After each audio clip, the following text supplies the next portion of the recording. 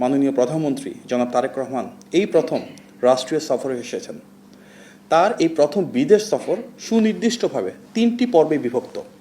প্রথম পর্বে তিনি মালয়েশিয়ার মাননীয় প্রধানমন্ত্রীর আমন্ত্রণে মালয়েশিয়া সফর সম্পন্ন করেছেন।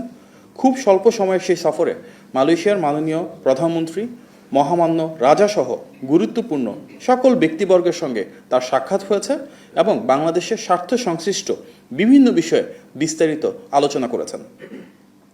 প্রথম বিদেশ সফরের দ্বিতীয় পর্বে মাননীয় প্রধানমন্ত্রী ওয়ার্ল্ড ইকোনমিক ফোরামের আমন্ত্রণে চীনের দালিয়ানে যান।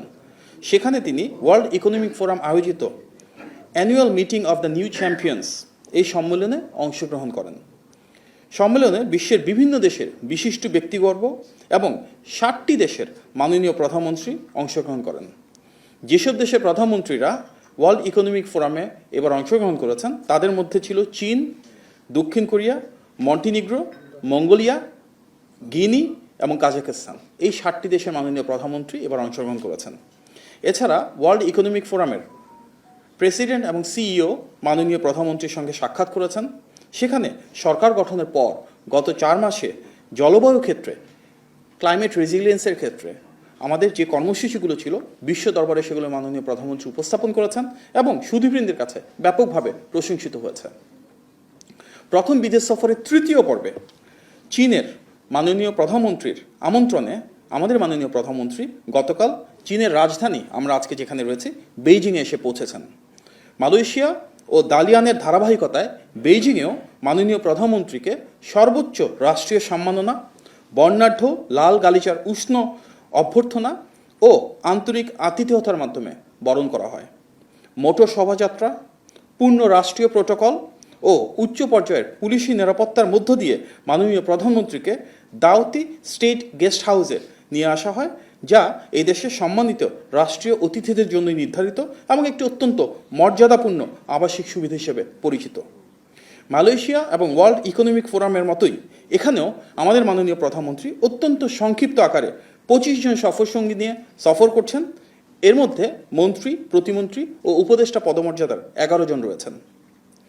মূলত চীনা প্রধানমন্ত্রীর আমন্ত্রণে বেইজিংয়ে বাংলাদেশের মাননীয় প্রধানমন্ত্রীর এই সফরের উদ্দেশ্য হল বাংলাদেশের ভূ রাজনৈতিক ও কৌশলগত অবস্থান, ভারসাম্যপূর্ণ পররাষ্ট্রনীতি, বাংলাদেশে চীনা বিনিয়োগ বৃদ্ধি, কর্মসংস্থান সৃষ্টি, দ্বিপাক্ষিক বাণিজ্যের প্রসার, জনগণের সাথে জনগণের সুসম্পর্ককে আরও জোরদার করা এবং শিক্ষা, সংস্কৃতি, তথ্য, প্রযুক্তি ও স্বাস্থ্যসহ জনস্বার্থের সাথে সংশ্লিষ্ট যে বিষয়গুলো রয়েছে সেখানে দুই দেশের মধ্যে সহযোগিতাকে আরও জোরালো করা। মাননীয় প্রধানমন্ত্রী জনাব তারেক রহমানের সঙ্গে আজ কিছুক্ষণ আগে চীনের পানি সম্পদ মন্ত্রী লি গুরিংয়ের একটি বৈঠক অনুষ্ঠিত হয়েছে। উচ্চ পর্যায়ে সে বৈঠকে তিস্তা মহাপরিকল্পনা সহ বাংলাদেশের বিভিন্ন নদীর ব্যবস্থাপনা, বন্যা ঝুঁকি মোকাবেলা, নদী খনন, নদী ভাঙন রোধ, সেচ ও নৌ নেভিগেশন সহ বিভিন্ন সম্পৃক্ত বিষয়ে উন্নয়নের বিষয়ে দুই দেশের সহযোগিতা বাড়ানোর ঐক্যমত্য হয়েছে। চীনা পানি সম্পদ মন্ত্রী এই খাতে একসাথে কাজ করার আগ্রহ প্রকাশ করেছেন এবং গবেষণা, প্রশিক্ষণ ও প্রাতিষ্ঠানিক সক্ষমতা বৃদ্ধিতে বাংলাদেশকে সহযোগিতা করবার আগ্রহ দেখিয়েছেন। ইতিমধ্যে বাংলাদেশে বিনিয়োগ বৃদ্ধির লক্ষ্য নিয়ে আজ সকালে China council for the promotion of international trade, যেটি CCPIT নামে পরিচিত, এবং বাংলাদেশের বিডা, এই দুই প্রতিষ্ঠানের যৌথ উদ্যোগে ইনভেস্ট বাংলাদেশ নামে একটি অনুষ্ঠানের আয়োজন করা হয়েছে। সেখানে চীনের 80 জন প্রথম সারির ব্যবসা প্রতিষ্ঠানের শীর্ষ কর্মকর্তা কিংবা মালিকগণ উপস্থিত ছিলেন। বাংলাদেশে কিভাবে বিনিয়োগ বৃদ্ধি করা যায়, বিনিয়োগের ক্ষেত্রে সরকারের অবস্থান কী এবং কর্মসংস্থান সৃষ্টির লক্ষ্যে গণতান্ত্রিক সরকার কী কী পদক্ষেপ গ্রহণ করেছে এ বিষয়ে মাননীয় প্রধানমন্ত্রী উপস্থিত হয়ে চীনের বিভিন্ন ব্যবসায়িক নেতৃবৃন্দের সাথে মত বিনিময় করেছেন, বাংলাদেশের পলিসিগুলো তুলে ধরেছেন এবং একই সঙ্গে চীনা প্রতিষ্ঠানগুলো বাংলাদেশে যারা খুব ভালো করছে চীন থেকে গিয়ে তারা তাদের নিজেদের প্রত্যাশা, পরিকল্পনা এবং বিনিয়োগ সংশ্লিষ্ট বিভিন্ন তথ্য, উপাত্ত ও অভিজ্ঞতা সবার সামনে তুলে ধরেছেন। মাননীয় প্রধানমন্ত্রী জনাব তারেক রহমান চীনের বিনিয়োগকারীদের বাংলাদেশে বিনিয়োগের আহ্বান জানিয়ে বলেন, অর্থনৈতিক ও প্রশাসনিক সংস্কারের মাধ্যমে বাংলাদেশে উৎপাদন ও শিল্প খাতের নতুন গন্তব্য হিসেবে একটি প্রতিযোগিতামূলক, নির্ভরযোগ্য ও লাভজনক অংশীদার হওয়ার জন্য প্রস্তুত। তিনি জানান, বিনিয়োগ বান্ধব পরিবেশ নিশ্চিত করতে সরকার 180 দিনের একটি বিশেষ কর্মপরিকল্পনা বাস্তবায়নের প্রক্রিয়ায় রয়েছে। পাশাপাশি আনোয়ারা এবং মোংলায় অর্থনৈতিক অঞ্চল উন্নয়ন, চীনে বাংলাদেশের প্রথম ইনভেস্টমেন্ট অফিস স্থাপন এবং অগ্রাধিকারপ্রাপ্ত বিভিন্ন খাতে বিশেষ প্রণোদনা প্রদানের উদ্যোগ নেওয়া হচ্ছে। এছাড়াও মাত্র 15 দিনেরও কম সময়ের মধ্যে বিনিয়োগকারীরা যেন নতুন লাইসেন্স পেতে পারেন সে বিষয়ে সরকার কার্যকর উদ্যোগ গ্রহণ শুরু করেছে। গণমানুষের প্রধানমন্ত্রী জনাব তারেক রহমানের সঙ্গে আজকে এই বেইজিংয়ের দিওয়াইতাই অতিথি ভবনে চীনের কমিউনিস্ট পার্টির আন্তর্জাতিক বিভাগের মন্ত্রী লিউ হাইকিংসের পার্টি টু পার্টি একটি বৈঠক অনুষ্ঠিত হয়। বৈঠকে তিনি বাংলাদেশ ও চীনের মধ্যে দীর্ঘমেয়াদী অর্থনৈতিক সহযোগিতা, টেকসই সমৃদ্ধি ও পারস্পরিক সহযোগিতার ক্ষেত্রে আরও ঘনিষ্ঠ এবং অংশীদারত্বপূর্ণ সম্পর্কের প্রতি গুরুত্ব প্রদান করেন। এই সময় চীনা পক্ষ দুই দেশের রাজনৈতিক, অর্থনৈতিক ও জনসম্পৃক্ততা আরও জোরদারে আগ্রহ প্রকাশ করে এবং বাংলাদেশের সার্বভৌমত্ব, নিরাপত্তা ও অর্থনৈতিক উন্নয়নে চীনের সমর্থন পুনর্ব্যক্ত করে। উভয় পক্ষই উন্নয়ন, বিনিয়োগ ও জনগণের সংযোগ তথা পার্টি টু পার্টি সম্পর্ককে আরও বিস্তৃত করার মাধ্যমে বাংলাদেশ চীন সম্পর্ককে একটি নতুন উচ্চতায় সামনের দিনগুলোতে নিয়ে যেতে চেয়েছে। বৈঠকে বাংলাদেশ জাতীয়তাবাদী দল বিএনপির সাথে চীনা কমিউনিস্ট পার্টির একটি মেমোরেন্ডাম অব আন্ডারস্ট্যান্ডিং বা সমঝোতা স্মারক স্বাক্ষরিত হয়। 2002 সালে সাবেক প্রধানমন্ত্রী দেশনেত্রী বেগম খালেদা জিয়ার সঙ্গে বর্তমান প্রধানমন্ত্রী জনাব তারেক রহমান চীন সফরে এসে তিনি এই দেশ থেকে অনেক সমৃদ্ধ স্মৃতি নিয়ে বাংলাদেশে গিয়েছিলেন। তার বাবা বিএনপির প্রতিষ্ঠাতা শহীদ প্রেসিডেন্ট জিয়াউর রহমান 1977 ও 1980 সালে ঐতিহাসিক সফরের মাধ্যমে বাংলাদেশ চীন বন্ধুত্বের যে ভিত্তি সেটি স্থাপন করেছিলেন।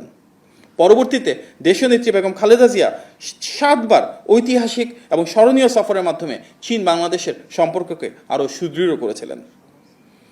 পিতামাতার সেই দলীয় এবং পারিবারিক ঐতিহ্যকে ধারণ করে বাংলাদেশ চীন অংশীদারত্বকে মাননীয় প্রধানমন্ত্রী আরও সামনের দিকে এগিয়ে নিতে বদ্ধপরিকর।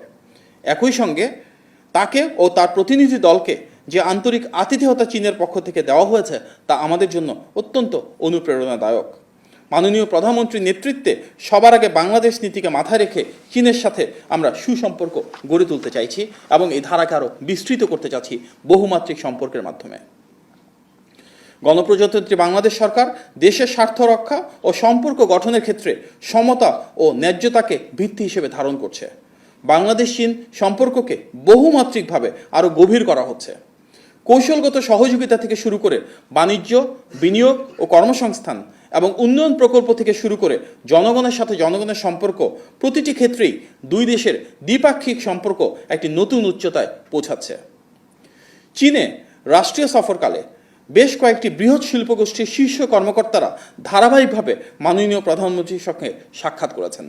এছাড়া China international development cooperation agency, China railway construction corporation, China road and bridge corporation, বিভিন্ন গুরুত্বপূর্ণ প্রতিষ্ঠানের প্রধান, বিনিয়োগকারী, মন্ত্রী এবং বিশিষ্ট ব্যক্তিবর্গ মাননীয় প্রধানমন্ত্রীর সঙ্গে সাক্ষাৎ করে বাংলাদেশের উন্নয়ন অগ্রযাত্রায় এবং বিনিয়োগ এবং বাণিজ্য সম্প্রসারণে কিভাবে আরও কার্যকর ভূমিকা রাখবেন সে বিষয়ে বিস্তারিত আলোচনা করেছেন।